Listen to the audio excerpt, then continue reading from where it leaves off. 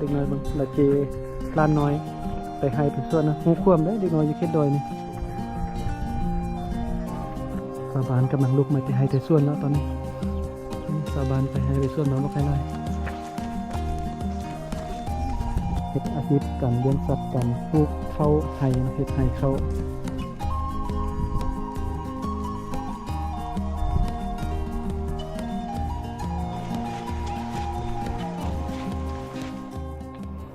กราบสบายดีพ่อแม่พี่น้องเนาะมื้อนี้ก็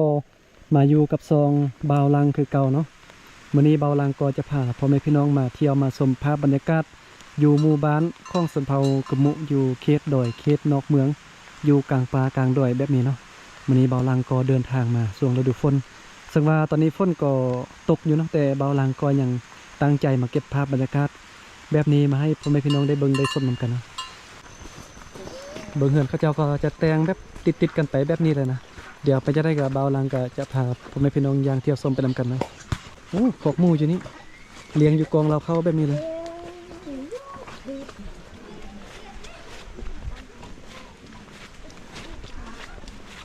คลิปนี้จะพาพ่อแม่พี่น้องมาเบิ่งเฮือนซานบ้านซองมาเบิ่งวิถีชีวิตการเป็นอยู่ของคนอยู่เขตนอกเมืองเขตดอยนะว่าเป็นจังไดการใช้ชีวิตกันเป็นอยู่นะเป็นจังไดแตกต่างจากอยู่ในเมืองไร่หรือบ่นะมื้อนี้บาวลังก็จะมาเก็บภาพบรรยากาศเนาะสมว่าตอนนี้ก็เป็นภาพบรรยากาศตอนแลงเนาะมื้อนี้ก็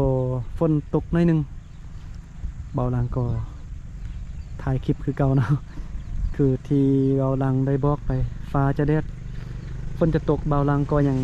เดินทางถ่ายคลิปเนาะเก็บภาพบรรยากาศแบบนี้มาให้พ่อแม่พี่น้องที่ติดตามบาวลังได้เบิ่งได้ชมกันอาชีพการเลี้ยงสัตว์การปลูกข้าวไห่เฮ็ดไห่ข้าว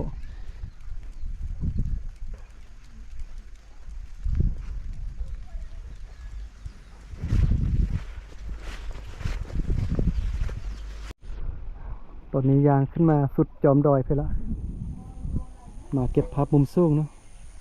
บรรยากาศตอนแรกเนาะตอนนี้ก็เป็นเวลาประมาณ5 โมงแรงเนาะว่าเป็นภาษาไทยก็5 โมงเย็นฟ้าลมมาแล้วตอนนี้เฮือนหลังนี้จะเป็นเฮือนหลังสุดท้ายที่มาตั้งอยู่จอมดอยแบบนี้เลยอยู่บนสูงที่สุดเลยตอนนี้ยางมาทางด้านลุ่มนี่มันมาเบิ่งเฮือนแถวลุ่มนี่โอ้อยู่นั่นจะมีอ่างเก็บน้ำเนาะ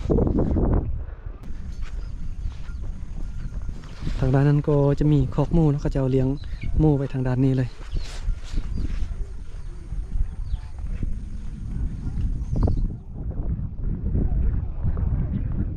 เฮือนหลังนี้เนี่ยโอ้เขาจะเอาเก็บปืนไปบักไล่ๆเลยบรรยากาศดีเนาะแถวนี้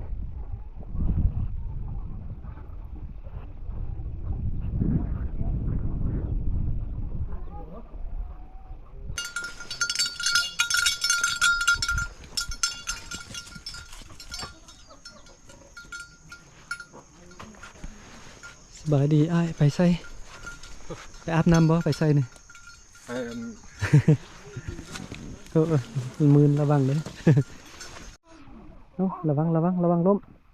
อ๋อเด็กน้อยไปซื้อมีแล้วก็ไปซื้อขนมมาให้แม่ครัวกินเนาะหูควมขนาดเลยเด็กน้อยอยู่ดอยนี่หูควมเนาะน้อยแบบนี้ก็ไปซื้อเครื่องมาให้พ่อแม่ละพ่อแม่ใส่เวียกใดแล้วเนาะ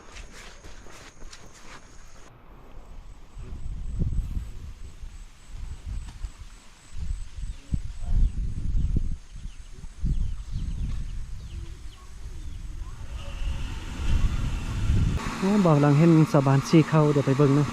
สบายแล้วเนาะอยู่บ้านนี่นะบ่ได้ตำเข้าแล้วเพราะว่าบ่าวหลังไปดอยบางบ้านบางครอบครัวนี่ยังตำเข้าอยู่นะแต่ว่ามาบ้านนี่ก็เขาจะมีหงซี่เข้าแล้วบ่ได้ตำเข้าแล้วสบายนะบ่ได้ตำเข้าแล้วบัดนี้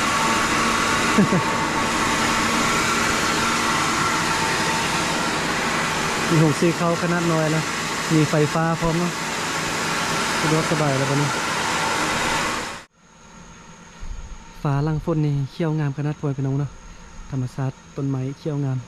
หมู่บ้านเขาเจ้าก็ตั้งอยู่กลางป่ากลางภูแบบนี้เลยการใช้ชีวิตการเป็นอยู่กับอยู่แบบธรรมชาติเนาะใช้ชีวิตแบบดั้งเดิมใช้ชีวิตแบบง่ายๆเลยหาอยู่หากินตามธรรมชาติเฮ็ดไร่ไถสวน เลี้ยงสัตว์ปลูกพืชแบบนี้นะก็ถือว่าเป็นวิธีชีวิตแบบดังเดิมแบบก็ถือว่ามีความสุขไปอีกแบบหนึ่งนะ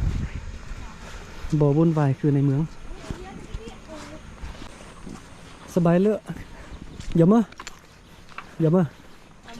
มุมอมไก่บ่ปุ้ยเกือบลม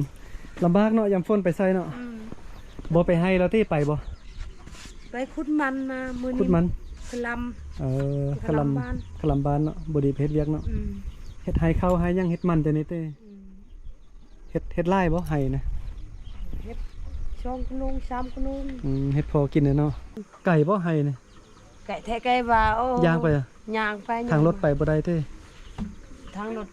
ไปได้บ่มีรถย่างไปได้เนาะนี่เป็นลูกชายเต้สิพาไปตักน้ำอาบน้ำเต้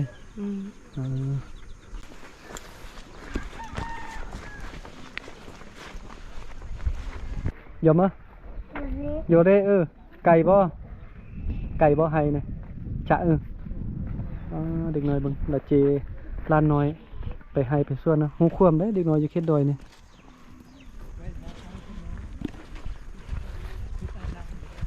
เวลา5 โมง 6 โมงแรงนะชาวบ้านกำลังลุกมาแต่ให้แต่ส่วน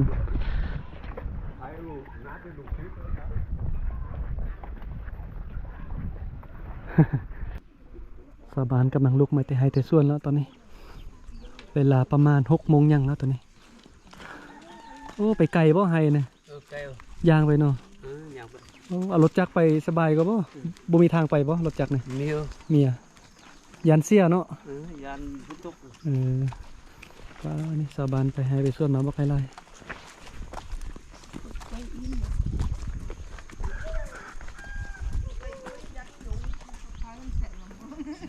สบายเลย